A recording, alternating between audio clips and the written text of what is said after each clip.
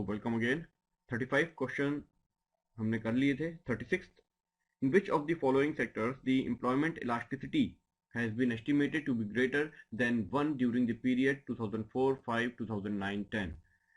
तो ये आपको सभी ईयर्स के आंकड़े लेना पड़ेंगे और उसके हिसाब से सब में एम्प्लॉयमेंट इलास्टिसिटी देखना पड़ेगी, किस में ज़्यादा है किस में कम है। इसका आंसर यहाँ पर 2 है, मगर ये जिस समय आपका एग्जाम होगा उस टाइम का देख लीजिएगा पहले का। 37, arrange the following in the chronological order. कौन सा पहले हुआ था फिर कौन सा बाद में हुआ? तो पहले था महालनोबिस मॉडल, फिर declaration of the holiday plan हुआ था 2, फिर है बी और फिर है डी, यानी आंसर है 2, ACBD रट लीजिए इसको। तो विच amongst the following statements are true in relation to Indian economy during the year। फिर से ये करंट का क्वेश्चन पूछ लिया है 2014-16 में, क्या चीज सही है? तो आंसर इसका है फोर्थ, ना पहली सही है ना दूसरी सही है। एक्सपोर्ट हमारे बहुत ज्यादा नहीं हुए और private capital investment happened at brisk pace, ये भी नहीं हुआ। फिर आते हैं the code used under GST for class. GST में कुछ कोड्स होते हैं। क्या हुआ था, पहले तो सर्विस टैक्स लगते थे लेकिन फिर GST करण हुआ तो उसमें कुछ कोड होते हैं, खास तौर पर होता है HSN harmonised system of nomenclature और सर्विस अकाउंटिंग कोड्स। तो इसमें गुड्स का क्लासिफिकेशन किया जाता है हार्मोनाइज्ड सिस्टम ऑफ नोमेनक्लेचर में, यही इसका आंसर भी है। क्या होता है कि सपोज एक व्यक्ति है वेस्ट बंगाल का, एक व्यक्ति है मध्य प्रदेश का, एक व्यक्ति है स्पेन का, ठीक है। इन तीनों के बीच में डीलिंग होती है या बिजनेस होता है। MP वाला वेस्ट बंगाल वाले से चावल खरीदता है और स्पेनिश वाला भी वेस्ट बंगाल से चावल खरीदता है, दोनों खरीदते हैं। तो चावल को क्या बोला जाता है बंगला में, अलग चीज है। स्पेनिश में क्या बोला जाता है वो भी अलग चीज है। ऐसा ऑल ओवर कंट्रीज के ऑल ओवर बिजनेस को अगर हम देखें तो एक ही प्रोडक्ट को 50 तरीके से बोला जाएगा लोकल नेम के थ्रू। तो जब उसका अपन लोग को एनालिसिस करना होगा तो गड़बड़ हो जाएगी। कैसे आप एनालिसिस करोगे इतने सारे नाम? तो उसका एक कोडिफिकेशन कर दिया कि चावल को आप इस नाम से पुकारोगे, एक 5-6 नंबरों का एक कोड बना दिया, उसको बोला है हार्मोनाइज्ड सिस्टम ऑफ नोमेनक्लेचर। उसी नाम से वो बिकेगा तो उसको कैटेगराइज करना बड़ा आसान हो जाएगा। तो इसका आंसर है HSN। If the CPI based inflation of a country is given that this. देखिए यहाँ पर उल्टा दे दिया है थोड़ा कंफ्यूज करने के लिए। 2013 के बाद 14, 15, 16, 17 तो ये इन्फ्लेशन गिर रहा है 9, 7, 6, 5, 2। तो जब गिरता है इन्फ्लेशन तो उसको बोलते हैं डिस इन्फ्लेशन, ठीक है। ये इस तरीके का फिगर बनता है। देखिए दो प्रकार के इंडेक्स होते हैं, होलसेल प्राइस इंडेक्स और कंज्यूमर प्राइस इंडेक्स। तो इन दोनों ही के बेसिस पर इन्फ्लेशन को नापा जाता है, गिर रहा है कि बढ़ रहा है तो पता लगता है। तो होल प्राइस सेल इंडेक्स में क्या होते हैं, वो सारी प्राइसेस ली जाती हैं जो होलसेल मार्केट की होती हैं। वो तो सस्ती होंगी, होलसेल में कोई चीज अपन खरीदते हैं तो सस्ता नहीं मिलता है। और कंज्यूमर प्राइस इंडेक्स की जो प्राइसेस होती हैं वो रिटेलिंग की होती हैं, जो ओरिजिनल हमारे पास प्रोडक्ट आते हैं महंगे होकर, वो प्राइस होती है। तो 2014 तक हम जो इन्फ्लेशन निकालते थे वो WPI में निकालते थे, होलसेल प्राइस इंडेक्स में। हमारी सरकार ऐसी थी जो बताती थी कि हमारे यहाँ महंगाई बढ़ी नहीं रही है, देख लो। और सारा घोटाला होता है होलसेल के बाद। तो जब से 2014 के बाद मोदी जी आए तो इस चीज को चेंज कर दिया गया। अब इन्फ्लेशन नापा जाता है कंज्यूमर प्राइस इंडेक्स के हिसाब से, और GST लगने के बाद होलसेल प्राइस इंडेक्स भी लगभग उतना ही आ गया है जितना कंज्यूमर प्राइस इंडेक्स है। करीब करीब ये 5.23 हो गया है कंज्यूमर प्राइस इंडेक्स परसेंटेज में। तो जब इन्फ्लेशन गिरता है तो उसे क्या बोलते हैं, disinflation. Which among the following states has the smallest percent of urban population as per the census 2011। इन चारों में हिमाचल प्रदेश है।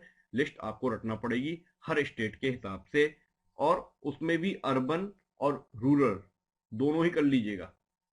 गांव वाली या शहर वाली आबादी में कौन आगे है कौन पीछे है, ऐसी कोई लिस्टिंग आपको बना के रखना पड़ेगी। If the price data of, ये अच्छा क्वेश्चन है, if the price data for 2080 and 2000 are given, क्या दिया गया है? प्राइस डेटा दिया गया है। एंड क्वांटिटी डेटा किसका दिया गया है? केवल 2000 का। Quantity data are given only, ध्यान रखिएगा, only for 2000, then which type of index number taking 1980 as the base can be constructed? तो कौन सा इंडेक्स नंबर कैलकुलेट कर सकता है अगर हम बेस लेते हैं 1980 को? तो इसका मैंने सीधे सीधे आंसर बता दिया था कि लेस्पेरेज होगा, जो कि मैं गलत था। जब मैंने आंसर देखा तो इसका आंसर 2 है, पाशे इंडेक्स। क्योंकि लेस्पेरे में क्या होता है कि बेस ईयर को लेकर ही प्राइस इंडेक्स निकाला जाता है, और पाशे में नहीं होता ऐसा। तो मैंने सोचा इसका आंसर ये होगा, लेकिन इसका आंसर पाशे है, क्योंकि ना इसमें थोड़ी सी चालाकी की गई है। इसमें क्वांटिटी डेटा केवल 2000 का लिया गया है, इसलिए सारे इंडेक्स अपने को पता होना चाहिए कैसे चलते हैं। रिलेटिव प्राइस क्या होती है? अगर किसी भी पीरियड की प्राइस निकालना हो आपको, तो अपन क्या करते हैं? बेस प्राइस को नीचे ले लेते हैं और अभी की करंट प्राइस को ऊपर ले लेते हैं और 100 से मल्टीप्लाई कर लेते हैं। और एक पर्टिकुलर प्रोडक्ट की निकालना हो तो उसमें उस प्रोडक्ट के हिसाब से वैसे ही करते हैं। आई मतलब आइटम, पर्टिकुलर आइटम का प्राइस निकालना हो। लेकिन इंडेक्सिंग में क्या होता है, बहुत सारे आइटम्स को एक साथ लिया जाता है। तो बहुत सारे आइटम्स का एक जो इंडेक्स होता है, वेटेड एवरेज होता है, इसको मैं पहले भी करा चुका हूं। वो इंडेक्सिंग की जाती है बेस ईयर की, या कोई भी साल जो माना गया है बेस ईयर, उसमें सारे प्रोडक्ट की एक प्राइस ले ली जाती है, वेटेड प्राइस, और उसके हिसाब से इंडेक्सिंग की जाती है। तो लेस प्राइस प्राइस इंडेक्स में क्या होता है, यहां पर P1 प्राइस है अभी की और P0 है प्राइस बेस ईयर की। Q0 दोनों में लिया गया है, यानी बेस ईयर की क्वांटिटी दोनों में लेंगे, यानी अभी की क्वांटिटी नहीं ले रहे हैं। और अभी की क्वांटिटी हमको दी गई है 2000 की, हमको बेस ईयर की क्वांटिटी दी ही नहीं गई है। ये सबसे बड़ी गड़बड़ी है। दूसरा है पाशे प्राइस इंडेक्स नंबर। इसमें क्या करते हैं, प्राइस अभी की और पहले की और क्वांटिटी अभी की लेते हैं, इसलिए ये हमारा आंसर है, क्योंकि अभी की क्वांटिटी हमको दी गई है। ठीक है। फिर एक डॉर्विश होता है, इसमें क्या करते हैं, इसमें दोनों को प्लस करके 2 से डिवाइड कर देते हैं, यानी कि लेस्परेस को और पाशे को प्लस करके 2 से डिवाइड करके इंटू 100 करके निकाल लेते हैं। इसी तरीके से मार्शल का होता है। मार्शल में क्या होता है, बेस ईयर लिया जाता है और अभी का ईयर लिया जाता है, दोनों की क्वांटिटी को प्लस करके P1 से मल्टीप्लाई किया जाता है। ऐसे नीचे भी किया जाता है, बेस ईयर वाले प्राइस से मल्टीप्लाई किया जाता है। तो इसमें भी बेस ईयर की क्वांटिटी हमको चाहिए, यानी ये भी हमारा आंसर नहीं हो सकता, क्योंकि बेस ईयर हमको दिया नहीं गया है। और फिशर में भी इन दोनों का मल्टीप्लाई करके निकालते हैं, यानी बेस ईयर इसमें भी यही है, तो ये भी नहीं है हमारा आंसर। और एक होता है कैलीस प्राइस इंडेक्स, इसमें भी बेस ईयर लगता है, क्योंकि इसमें जो Q यूज हुआ है वो Q1 प्लस Q2 अपॉन 2 करके आया है, जिसमें Q1 Q2 वही है करंट और बेस ईयर का एवरेज। तो ये भी हमारा आंसर नहीं हो सकता, यानी हमारा आंसर है पाशे इंडेक्स। ठीक है। If two events A and B are mutually exclusive, then which one of the following is correct? अब इसको समझने के लिए प्रोबेबिलिटी समझना पड़ेगी थोड़ी। पहले तो समझ लीजिए म्यूचुअली एक्सक्लूसिव क्या होता है। दो इवेंट्स हैं, मैंने स्टैटिस्टिक्स आपको बिल्कुल नहीं पढ़ाया है, लेकिन क्या करूंगा, वो बहुत डीप सब्जेक्ट है, लेकिन वो अवेलेबल है, बहुत जगह आपको मिल जाएगा, इतना कठिन नहीं है। तो जैसे अपन सिक्का उछालते हैं, तो उसमें हेड आने की प्रोबेबिलिटी या टेल आने की प्रोबेबिलिटी बराबर है, यानी दोनों एक दूसरे से अलग है, डिपेंडेंट नहीं है, मतलब दोनों की बराबर संभावनाएं हैं आने की। जैसे कि एक डाइस होता है, उसको अपन फेंकते हैं तो उसमें कुछ भी आ सकता है 1 से लेकर 6 तक, सबकी प्रोबेबिलिटी बराबर होती है, उसको बोलते हैं म्यूचुअली एक्सक्लूसिव इवेंट्स। अब दो ऐसे इवेंट को अगर हम ले लें तो इनमें से कौन सा फॉर्मूला बनता है? जैसे ये ताश की गड्डी है, अगर इसमें से हमको एक लाल पत्ता निकालना हो और एक चिड़ी का पत्ता निकालना हो, तो दोनों एक्सक्लूसिव हुए ना, एक दूसरे से मिलते तो है नहीं कि अगर हम एक पत्ता निकालेंगे तो दोनों आ जाएं साथ में, दोनों तो आ नहीं सकते, एक बार में हेड या एक बार में टेल आएगा, दोनों एक साथ कैसे आ जाएंगे, ए इम्पॉसिबल है, इसलिए वो एक्सक्लूसिव कहलाते हैं। तो सपोज अगर हमको इसमें से रेड निकालना है, और रेड दो प्रकार के पत्ते होते हैं, एक लाल पान और एक होता है ईंट का, तो दोनों मिलाकर 26 पत्ते होते हैं। ऐसे ही चिड़ी का पत्ते कितने होते हैं, 13। तो अगर हमारा एक पत्ता हम निकालते हैं इसमें से, तो वो चिड़ी का होगा या लाल का होगा, इसकी प्रोबेबिलिटी निकालने का फॉर्मूला होता है P A union B equal to P A plus P B. यानी पहले हम प्रोबेबिलिटी निकालेंगे ए की, फिर निकालेंगे बी की, और दोनों को प्लस कर देंगे, यानी कि 26/52 इसकी हो गई प्रोबेबिलिटी। यानी अगर हमको इसमें से लाल पत्ता निकालना है तो उसकी संभावना कितनी होगी, 52 पत्तों में से 26 पत्ते होते हैं लाल, इसलिए उस पत्ते की संभावना होगी 26/52 प्लस ये पत्ते कितना होते हैं चिड़ी के, 13। तो इसमें से जब हम पत्ता निकालेंगे तो वो संभावना होगी 13/52। इन दोनों को जब हम प्लस कर देंगे और आंसर निकालेंगे तो 3/4 इसकी प्रोबेबिलिटी होगी। इसका मतलब ये है कि इसका आंसर है फर्स्ट वाला ये। इफ ए सैंपल ऑफ, फिर से आ गया सैंपलिंग आ गई, चलिए इस बार स्टैटिस्टिक्स से क्वेश्चंस हैं। 100 is to be taken from the population of 1000 farmers। 1000 में से 100 आपको निकालने हैं एज ए सैंपल। लेकिन वो फार्मर किस किस प्रकार के हैं, किसी की मार्जिनल फार्मिंग होती है, किसी की स्मॉल होती है, किसी की लार्ज होती है, यानी एक की बड़ी, एक की छोटी और एक की और छोटी, बहुत छोटी।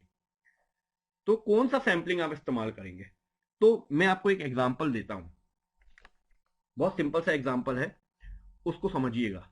एक क्लास है जिसमें 60 बच्चे हैं और एक टीचर उसमें आता है और उसको एक बास्केटबॉल टीम बनानी है उसमें से। तो वो क्या करेगा, वो बोलेगा पूरे 60 बच्चे लाइन में खड़े हो जाओ, हर 10वां बच्चा बाहर निकल के आ जाओ, या वो सबको लाइन में खड़ा कर देगा, कैसे भी खड़े हो गए, उसके बाद बोलेगा ओके 10th बच्चा आ जाओ, फिर 20th आ जाओ, फिर 30th आ जाओ, फिर 40th 50th 60th, 6 बच्चे हमने चूज कर लिए, अब मैं बास्केटबॉल टीम बनाऊंगा।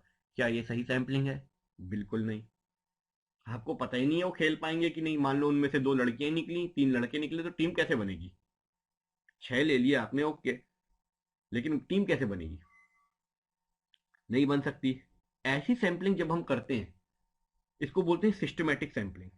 हमने पहले उन सबको एक लिस्ट बना ली और उसके बाद हमने उस लिस्ट को बराबर भागों में बांट दिया, या ऐसा बोले कि जैसे 60 बच्चे थे तो उसमें से हमने सबसे पहले चूज किया 5वां या 6वां, फिर हर 6वें को चूज कर लिया, या हमने तीसरा या कोई भी नंबर हमने चूज किया और उसके बाद उतने ही उतने गैप में हमने और चूज कर लिए, तो उसको सिस्टमैटिक सैंपलिंग बोलते हैं। तो इससे काम नहीं बन सकता हमारा। दूसरा तरीका क्या है, टीचर आए क्लास में और बोले मैंने 5 चिट बनाई हैं, 1 2 3 4 5 लिख दिया है उसमें, और बहुत सारी ब्लैंक चिट्स भी हैं, ऐसी 60 चिटें बनाकर मिक्स करके सबको बांट दी। अब जिस जिसके हाथ में 1 2 3 4 और 5 वाली चिटें आई हों वो पांचों लोग आ जाओ, आपका सिलेक्शन हो गया है बास्केटबॉल टीम में। अजीब पागल हो आप, ऐसे होता है कभी सिलेक्शन। इसको बोलते हैं रैंडम सैंपलिंग। तो ये भी गलत हो गई, रैंडम सैंपलिंग भी गलत हो गई और सिस्टमेटिक भी गलत हो गई हमारे एग्जाम्पल में अभी। इसके बाद एक और तरीका है, क्या कि हम देखें कि क्लास में ग्रुप कितने बने हुए हैं। कुछ लड़कियों का ग्रुप है, कुछ लड़कों का ग्रुप है, कुछ इंटेलिजेंट बच्चों का ग्रुप है, कुछ बदमाशों का भी ग्रुप रहता है एक, है कुछ एवरेज स्टूडेंट्स का भी ग्रुप रहता है, कुछ रिलीजन के हिसाब से भी ग्रुप बना लेते हैं, हम भैया हिंदू हिंदू हैं, हम मुस्लिम मुस्लिम हैं, हम क्रिश्चियन क्रिश्चियन हैं, वो ऐसा ग्रुप भी बन जाता है। तो ठीक है, अलग अलग ग्रुप जो बन गए हैं उनमें से एक एक बच्चा आ जाओ और हमारी टीम बन जाए, क्या ये अच्छा चीज है, क्या सही है, नहीं ये भी गलत है। इसको बोलते हैं क्लस्टर सैंपलिंग। क्लस्टर सैंपलिंग क्या होता है, जो ग्रुप पहले से बने हुए हों, हमने नहीं कुछ बनाए, वो पहले से ही बने हुए हों और उसमें से हम एक एक चूज कर लें, तो ये गड़बड़ हो जाएगा। फिर आता है stratified random sampling. Stratified random sampling में क्या होता है कि ग्रुप्स हम बनाते हैं, जैसे टीचर आया और वो आकर बोलेगा अच्छा जिस जिसकी 6 फुट की हाइट है वो सब बच्चे इस तरफ खड़े हो जाओ, ठीक है, पिछले साल जितने लोगों ने बास्केटबॉल टीम में भाग लिया था वो इधर आ जाओ, दूसरा ग्रुप बन गया। तीसरा, रेसिंग में कौन फर्स्ट आया था, सेकंड आया था, थर्ड आया था आपकी क्लास से, वो इधर ग्रुप में आ जाओ। फिर ये निकाला कि कौन पढ़ाई वढ़ाई में अच्छा है या नहीं है, उस हिसाब से एक ग्रुप बना लिया। ऐसे करके 5-6 ग्रुप बनाए जिससे अपन लोग ले सकें सैंपल्स, और उनमें से फिर एक एक स्टूडेंट को लिया जो दौड़ अच्छा सकता हो, क्योंकि अब इनको ट्रेनिंग भी देनी है। बास्केटबॉल में मान लो 2 ही लोग खेलते थे पिछले साल, तो अब नई टीम बनानी है, तो अब इस तरीके से हमने ग्रुप्स बनाए और उसमें से फिर हमने एक एक दो दो लोग ले लिए। हो सकता हमने 3-3 ले लिए, चलिए हमने 5 ग्रुप बनाए बड़े बड़े और उसमें से हमने 3-3 बच्चे ले लिए, तो 3 5 15 हो गए। अब उस 15 में से रैंडमली चूज करेंगे, क्योंकि वो 15 सब बराबर है, तो 15 में से फिर हम रैंडमली चूज कर सकते हैं। यानी स्ट्रेटिफाइड रैंडम सैंपलिंग में 2-3 स्टेजेस भी हो सकती हैं। तो जब हमको फार्मर्स के बारे में चूज करना है तो हमको मार्जिनल वाले भी चाहिए, स्मॉल वाले भी चाहिए और लार्ज वाले भी चाहिए। तो हम इन तीनों में डिवाइड करके और इनमें से सैंपल्स निकाल लेंगे। मार्जिनल के हमने 30 ले लिए, स्मॉल के 30 ले लिए, लार्ज के 40 ले लिए, फिर उनमें से हमने और सिलेक्शन ले लिया। तो ये बोलेंगे हम इसको stratified random sampling. Next question है, the sum of squares of deviations of a set of values is minimum when deviation are taken about. इसका आंसर है अर्थमेटिक मीन। कैसे है इसको समझना पड़ेगा। ये एक वेबसाइट मैंने खोली हुई है, मैथ्स फन करके कुछ है, बड़ा अच्छा एग्जांपल है, इसमें बनाना नहीं पड़ेगा मेरे को। If you and your friends have just measured the Heights of the dogs, आपके और आपके दोस्तों के कुछ कुत्ते हैं जिनकी हाइट्स आपने नाप ली है, ये सब मिलीमीटर्स में है, ठीक है। फिर आपने क्या किया, इनका मीन निकालने की कोशिश की आपने, तो आपने सबकी हाइट्स लिख ली, 5 कुत्ते हैं, पांचों को प्लस किया, 5 से डिवाइड किया, तो एक मीन आ गया। इसको बोलते हैं अर्थमेटिक मीन, ठीक है। फिर इस मीन हाइट से सबका डेविएशन कितना है, कौन इस मीन हाइट से ज्यादा है, कौन इस मीन हाइट से कम है, और कितना कम है, ये कैसे पता लगेगा। तो क्या किया गया, इसके बाद हमने उस मीन से सबकी हाइट्स को माइनस कर दिया। जैसे 394 से इसको माइनस किया 600 को, तो हमारे पास कितना आया, 206। इस तरीके से सबको माइनस करके लिखा, तो कुछ क्वांटिटीज माइनस में आई, कुछ प्लस में आई। अगर इन सबको प्लस करेंगे तो 0 हो जाएगा, इसलिए जो माइनस वाली क्वांटिटीज हैं इनकी वजह से हमको सबको स्क्वायर करना पड़ेगा। इसको वेरियांस भी बोलते हैं। स्क्वायर करके फिर प्लस करके फिर 5 से डिवाइड करेंगे हम, तो हमारे पास ये आया 21,704। ये वेरियांस कहलाता है। लेकिन इसमें तो हमने स्क्वायर किया हुआ है ना, इसलिए इसमें थोड़ा सा बायसनेस है। तो वेरियांस से फिर हम स्टैंडर्ड डिविएशन निकालते हैं। स्टैंडर्ड डिविएशन के लिए हम इस वेरियांस को स्क्वायर रूट कर देते हैं, तो ये आया 147। लगभग 147 इसका नियरेस्ट मिनिमम मीन है। 147 से ये लाइन जो है ग्रीन वाली, ये 147 को शो कर रही है, उससे कुछ ऊपर है, उससे कुछ नीचे है, थोड़े बहुत ऊपर नीचे है। ये स्टैंडर्ड डिविएशन आ गया। अब इसमें ये कहां से हमको पता लग रहा है कि मिनिमम कितना है, मतलब ये अर्थमेटिक मीन जो हमने ली है वो मिनिमम वाली ही सही है। इसको कैसे प्रूफ करेंगे। सपोज ये एग्जांपल है, 1 2 3 4 5 5 चीजें हैं, x माइनस 3, ये 3 हमारी मीन आ गई। क्यों, पांचों को प्लस करो कितना होता है 15, 15 बाई 5 कितना होता है 3, 3 मीन आ गया। 3 से हमने इन सबको माइनस किया तो हमारी ये क्वांटिटीज आ गई x, फिर इन सबको स्क्वायर किया तो x स्क्वायर आ गया, ठीक है। ये हो गया एक चीज। फिर हमने बोला नहीं हम ये मीन नहीं ले रहे 3, तो क्या लेंगे, दूसरी मीन ले ली। यहां ध्यान रखना, हमने एक अर्थमेटिक मीन निकाली थी, अब उसको नहीं ले रहे, हम दूसरी अर्थमेटिक मीन ले रहे हैं। दूसरी मीन ले रहे हैं, अर्थमेटिक तो है नहीं वो, दूसरी मीन ले ली हमने 4, तो x माइनस 4 किया और उससे भी x स्क्वायर निकाला, ठीक है। x डैश स्क्वायर बोल दिया उसको हमने।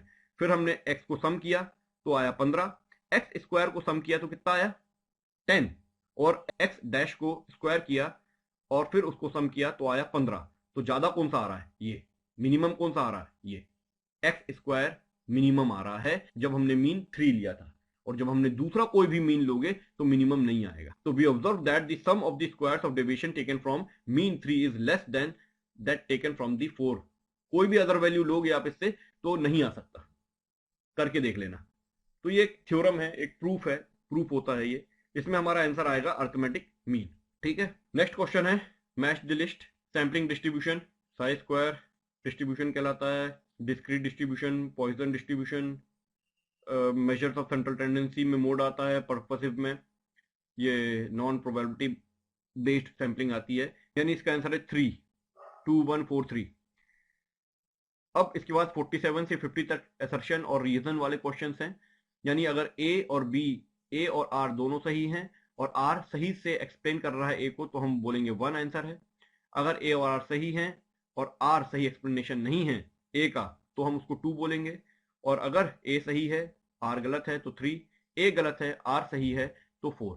देखें, पहला वाला क्वेश्चन है, money developing countries demand that movement of national persons across the country should be promoted. हम चाहते हैं, बिल्कुल, हम डेवलपिंग कंट्री, हम ऐसा चाहते हैं कि प्रमोट होना चाहिए, हमारे लोगों को सब जगह आने जाने देना चाहिए। क्यों? The developing countries have comparative advantage in labour intensive services. Yes, ये इसका सही रीजन है, क्योंकि हमारे पास लेबर्स ज़्यादा हैं। कंपैरेटिवली डेवलपिंग कंट्रीज के पास ये एडवांटेज होता है कि उनके लेबर्स को कम पैसे में भी काम मिल जाता है और वो कम पैसा लेते हैं। रिवील्ड प्रेफरेंस थ्योरी जो मैंने आपको नहीं कराई है, हालांकि मैंने इंडिफरेंस कर्व तक कराया था, excludes the explanation of given goods.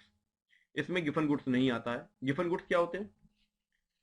Given goods वो गुड्स होते हैं जो बहुत रेयर होते हैं और जिनकी ऊपर प्राइस बढ़ भी जाए तो भी फर्क नहीं पड़ता, हमको खरीदना ही खरीदना है, वो हमारी अटकी है, उसका कोई ऑल्टरनेटिव नहीं होता। लेकिन रिवील्ड प्रेफरेंस थ्योरी बोलती है कि सपोज बहुत सारे सेट्स हैं, ए सेट है, बी सेट है, सी सेट है, डी सेट है चीजें खरीदने का, और आप उसमें से एक सेट चूज कर लेते हो, एक सेट को प्रेफरेंस देते हो, तो बाकी सेट्स जो हैं ऑब्जेक्ट्स के या प्रोडक्ट्स के, उनको आपने इंफीरियर माना है, तभी तो आपने एक उसमें से चूज कर लिया। सपोज आप आज जा रहे हो और आपको कुछ कॉम्बिनेशन खाना है, जैसे आपको आज चाट भी खानी है, फुल्की भी पीनी है, मूंगफली भी खानी है, ये सब एक कॉम्बिनेशन हो गया। दूसरा आपने और हायर बना लिया कि नहीं, आज हम रेस्टोरेंट में जाके डोसा खाएंगे और उसके साथ आइसक्रीम भी खाएंगे, ये एक कॉम्बिनेशन बना लिया। फिर तीसरा एक और बना लिया कि नहीं, और बड़े होटल्स में जाकर हम खाना खाएंगे सीधे, और उसके बाद एक कटोरी खीर खाएंगे, मिठाई भी खाएंगे, ये ऑप्शन बना लिए। उसके बाद चूज किया कि नहीं, फिर फिल्म देखने जाते हैं, वहां पर पॉपकॉर्न भी साथ में खाएंगे, कोल्ड ड्रिंक भी पियेंगे, ये कॉम्बिनेशन बना लिए 3-4, उसमें से एक चूज कर लिया, तो बाकी चीजों को आपने प्रेफरेंस नहीं दी, उसको गिरा दिया, एक तरीके से इन्फीरियर बना दिया और एक को दे दी। तो ये बात सही है कि ये प्रेफरेंस थ्योरी है, लेकिन लेकिन इसमें गिवन गुड्स नहीं आते, तो ये तो सही कहा गया है। Revealed preference theory considers only negative income elasticity of demand. नहीं, तो इसमें नेगेटिव इनकम इलास्टिसिटी नहीं आती, ये गलत है। यानी इसका आंसर क्या होगा? फर्स्ट वाले का आंसर क्या था? 1, और इसका आंसर है 3, यानी कि ए सही है, आर गलत है। Indian agriculture still absorbs a major part of workforce. बिल्कुल सही बात है, हमारा आज भी अधिक से अधिक जो वर्कफोर्स है वो आज भी खेती करता है। और employment elasticity in agriculture sector is high. किसने कहा? अगर इलास्टिसिटी ज्यादा होती, रिस्पॉन्सिवनेस ज्यादा होती, तो एग्रीकल्चर के घाटे में फार्मर छोड़ के दूसरी जॉब ज्वाइन कर लेता, लेकिन ऐसा नहीं होता है। चाहे घाटा हो चाहे फायदा हो, किसान तो वही काम करता है। इसका मतलब ये आंसर आर गलत है, रीजन इसका गलत है। ए सही है, आर गलत है, तो इसका भी आंसर 3 हो गया। Friedman argues that money demand function is a stable function. बिल्कुल सही बात है, फ्रीडमैन अगर आपने पढ़ा हो, मैंने कराया था, तो ये स्टेबल फंक्शन है मनी।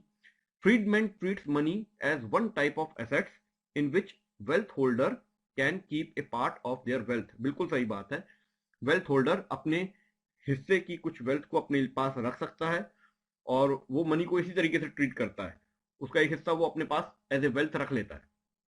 ये दोनों बात सही है, पर रख लेने से स्टेबल फंक्शन है ऐसा कुछ नहीं होता है, उससे कुछ उसका एक्सप्लेनेशन नहीं होता है, इसलिए इसका आंसर 2 है।